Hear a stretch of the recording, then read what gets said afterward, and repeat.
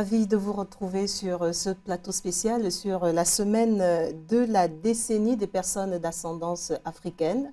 Et pour en parler, je suis aujourd'hui avec un artiste qu'on ne présente plus, que vous avez vu durant cette semaine, qui a joué lors de la cérémonie d'ouverture et j'en passe, mais il est coutumier du continent et il côtoie pas mal d'artistes. Je vous parle de Roger Raspail. Bienvenue sur ce plateau. Bonjour, mais bien sûr je suis en Afrique et j'ai tellement du mal à croire que j'en rêve encore, mais je suis vraiment en Afrique, sur cette terre que j'adore, notre terre, la terre de mes arrière-grands-parents. Et je suis vraiment ravi d'y être et je ne remercierai jamais assez pour cette semaine euh, sur l'histoire de mon pays. On vous a entendu, il y a eu beaucoup d'émotions, il y a eu des pleurs, j'imagine de joie. Vous le dites aussi, on sent une certaine lourdeur, c'est-à-dire les mots, c'est peu le dire. Qu'est-ce que ça représente pour vous? Qu'est-ce que vous ressentiez? Une trahison ou bien un retour aux sources? Alors déjà, vous parlez de lourdeur, non, au contraire, cette légèreté de pouvoir pleurer, de pouvoir se dire qu'enfin, bon, on a pleuré, on pleurera encore, on arrêtera de pleurer, enfin, il n'y a pas de trahison. Il y a l'histoire. L'histoire est faite avec des moments comme celle-là.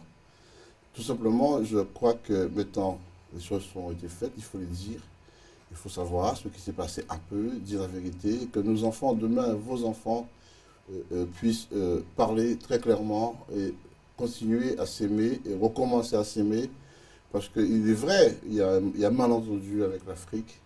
Il y a malentendu parce que les gens au pays ne savent pas ce dont vous pensez de nous. Et souvent, avant de venir Et en c'est Europe, important de savoir ce que l'Afrique pense de vous. bien sûr, parce qu'on a besoin que vous nous réclamiez, et en n'en réclamant pas vos enfants, on se dit que vous ne nous aimez pas. Et en fait, c'est très compliqué, en même temps très subtil, parce que ce n'est pas vous qui ne nous aimez pas, ce n'est pas nous qui ne vous aimez pas. On nous a, euh, on nous a mis dans la tête qu'il ne faut pas qu'on s'aime. Donc les gens ont tout fait, les gens, vous savez, ceux qui nous ont vendus, ceux qui nous ont ramenés, ils ont tout fait pour pouvoir que les choses ne se passent plus comme ça se passait avant au village.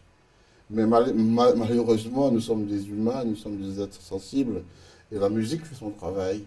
Et je pense que l'arme la plus redoutable qu'il y a pour cela, pour cette paix-là, c'est la musique, le cas, les groupes, les rencontres avec des artistes africains, et ça fonctionne. Et vous avez choisi l'un des modes de communication, la percussion. Le cas. Est-ce par cet instrument que vous vous évadez et ça vous permet de vous rapprocher de votre continent natal? Déjà, mes arrière-grands-parents se sont servis de cet instrument qui est le ka pour pouvoir se libérer parce que c'était le seul langage que ne comprenait pas le maître blanc. C'est-à-dire que quand on jouait un mandé ou un grage ou un tumblak, c'était la maison du maître qui brûlait, ou le champ de canne qui brûlait, un esclave qui marronnait.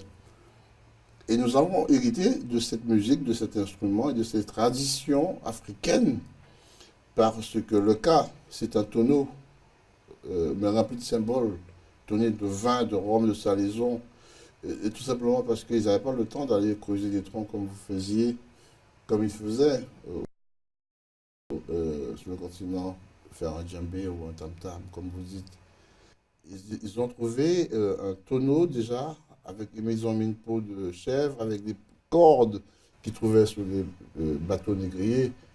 Ils ont fait très vite pour pouvoir se libérer. Ça a duré. Haïti a été un des premiers à se libérer. Et puis Napoléon reste à l'esclavage, à Caraïbes. Et la musique continue à faire son travail de libération, mettant de l'esprit. Parce que quand on travaille avec des messieurs comme Pierre Akendengue, qui a toujours parlé, en fait c'est le précurseur de cette histoire-là. Parce que 30 ans avant, j'étais venu au Gabon, nous en avons parlé. Et Pierre est à l'origine un petit peu dans ma tête et dans ma démarche spirituelle. Le retour aux de sources. cet retour aux Le sources. retour aux sources. Vous parlez de Pierre Akindingi, c'est souvent avec beaucoup d'émotion. Je sais que vous l'avez rencontré, vous l'avez rencontré à maintes reprises. Et on a des mélodies que nous adorons, ne sachant pas que Roger Raspail est passé par là. Je pense par exemple à One Hour Africa, Oui. je pense au Piroguier, mais 10 albums. Oui, je n'ai fait pas moins de 10, hein, effectivement, pas mal d'albums avec Pierre. Je dirais 12 en fait. On a fait beaucoup de disques, beaucoup de concerts à travers le monde. Et notamment en Guadeloupe, nous sommes allés au Japon, nous sommes allés en Angola, en Namibie. Nous avons voyagé beaucoup. Et Pierre a été cet homme qui portait... Il y a des hommes comme ça en Guadeloupe, il y a des mecs comme Guy Conquête, comme Michel Rovellas, Sonny Rupert, des grands hommes guadeloupéens qui sont peut-être pas connus en Afrique, mais maintenant j'en parle et c'est important qu'on les cite. Guy Conquête, Mansoso, Vélo, Carnot, tous ces grands hommes Légitimus, hein, qu'on ne parle pas de nos histoires qui ont fait de la Guadeloupe, puisque la Guadeloupe c'est une toute petite île, mais ô combien immense en sentiment, en qualité, et puis surtout au niveau de la lutte, parce que nous avons eu des grandes luttes, et nous aurons encore des grandes luttes, et là nous avons besoin d'Afrique. Et cette semaine de la décennie, c'est la preuve concrète que désormais on va pouvoir compter sur vous, sur l'Afrique. Et l'Afrique compte aussi sur vous. Permettez-moi de revenir sur cette parenthèse qu'on a ouverte avec Pierre Akindingi. Je sais que vous avez joué avec d'autres grands noms, Papa Wemba qui n'est plus avec nous, paix à son âme. Comment s'est faite la connexion? Qui allait vers l'autre? Akindingi et vous? Alors, donc voilà, vous savez, on est en Europe, on est des performeurs, parlons en termes techniques, on est musicien, donc on vous demande. Voilà, je cherche un percussionniste. Et j'ai été demandé par M. Akindingi, qui avait entendu parler d'un percussionniste guadeloupéen qui s'appelait Roger Raspail. Donc Sami Atiba, qui était son percussionniste, m'a appelé. Il dit Pierre, sur ça te joindre. Donc je suis allé à l'audition. Et ça s'est passé très très bien parce qu'il avait besoin de ce feeling antillaise, là, ce phrasé. Il est très regardant, Oui. très. Oui. Et un phrasé antillaise. Et donc quand on ne s'est plus quitté. On s'est plus quitté. Et ça dure plus de 30 ans aujourd'hui et nous en sommes heureux. Ouais, il n'y a qu'à voir ces percussions, ces musiques, ces belles musiques. Et vous avez été très généreux à l'ouverture de cette semaine de la décennie où vous avez joué On se croyait. Il n'y avait même plus de différence entre on se sentait en Guadeloupe et le Gabon, et les Guadeloupéens se sentaient chez eux au Gabon. Alors, une semaine sur la décennie pour les afro-descendants, c'est une première en Afrique et on a la chance que ça se passe au Gabon, oui. Avec le concours du CICIBA et sans oublier le ministère de l'économie numérique en charge de la communication, des arts et voilà. Vous repartez en Guadeloupe. S'il y avait un souvenir que vous gardez de cette visite, ce serait quoi? Que retenez-vous de cette semaine qui vous a été dédiée, qui nous a été dédiée? Oui. Ça veut dire que ce que moi je ressentis maintenant, et ça veut dire que demain je vais peut-être encore pleurer, mais c'est que nous avons décidé d'arrêter de pleurer. Parce qu'on pleure beaucoup. Beaucoup. Parce que... Ouais. Merci. C'est nous qui vous remercions. Roger Raspail, vous êtes chez vous. Merci beaucoup. J'ai entendu les plus hautes autorités dire que le chef de l'État en l'occurrence, ceux qui voudront faire passer une loi pour que vous ayez... Pardonnez-moi, c'est l'émotion, hein, je suis désolé, parce que c'est émouvant et je pars ce soir. Je voudrais dire aussi surtout qu'il ne faut pas qu'il y ait un peuple, une communauté qui s'approprie le monopole de la souffrance. Et cette décennie a permis d'en parler officiellement. On n'a pas ce mémorial-là, mais c'est extraordinaire. Et tout à l'heure, je suis passé devant, le militaire m'a dit, vous n'avez pas le droit. Je lui ai dit, monsieur le militaire, hier, j'ai inauguré ce monument. Je suis venu pour aller montrer à mes frères qu'en Afrique, on pense à eux. Et bien, il m'a laissé aller, le militaire. Et normalement, il n'avait pas le droit, mais il m'a dit, allez-y, monsieur. Et j'ai compris que ce militaire aime la Guadeloupe. Et que nous vous aimons. Merci, je sais que vous nous aimez. Nous vous aimons. Je sais que vous nous aimez parce que on le sait, mais le problème c'est qu'il va falloir que d'autres choses, d'autres initiatives comme ça se font. Et oui, c'est vrai, on nous a donné beaucoup de moyens. La Guadeloupe, c'est très riche. La Martinique est très riche. On a beaucoup de moyens. Mais il nous manque la maman. Cette on n'a pas de affection. maman. Voilà. On vous enlevait très tôt Ouais. du sein Voilà, maternel. on a enlevé notre maman. Et qu'est-ce que vous avez envie d'aller dire à ceux qui n'ont pas eu la chance de venir au Gabon? Ben, je vais leur dire, et je suis en train de leur dire, que nos frères africains, nos cousins, nos cousines nous attendent et leur dire aussi de vous inviter parce qu'il est important que vous veniez voir les conditions, comment nous avons gagné ce combat. Que vous soyez fiers de nous parce qu'on a gagné ce combat. Haïti a gagné ce combat. Ils sont pauvres, mais ils sont indépendants. C'est le premier État noir du monde. On a gagné ce combat, nous avons gagné nos terres, les Antillais, maintenant c'est des gens.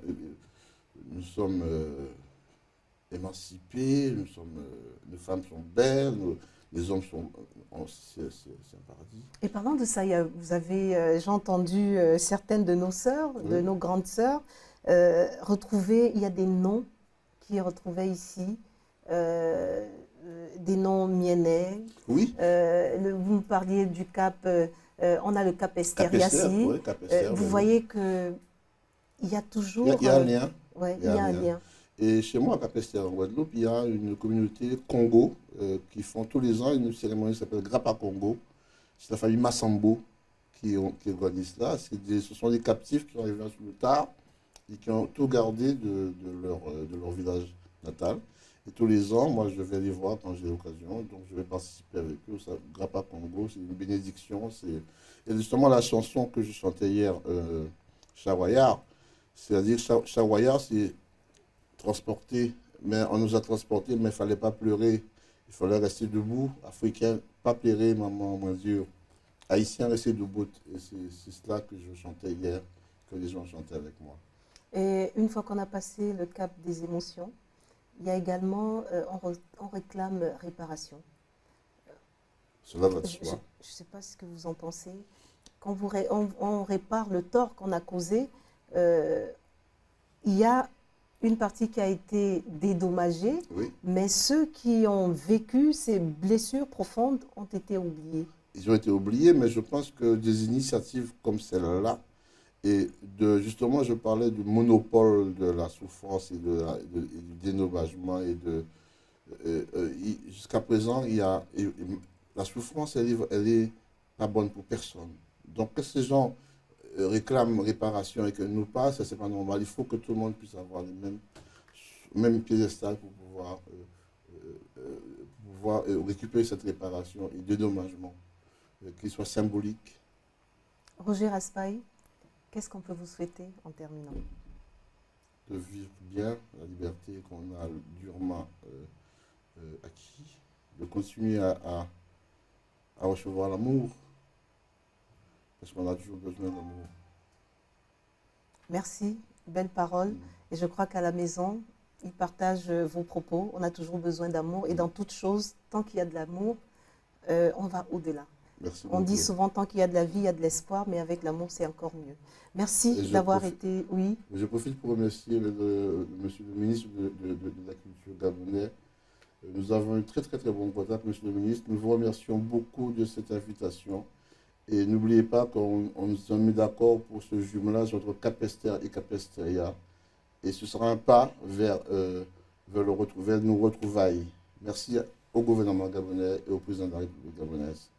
Merci beaucoup.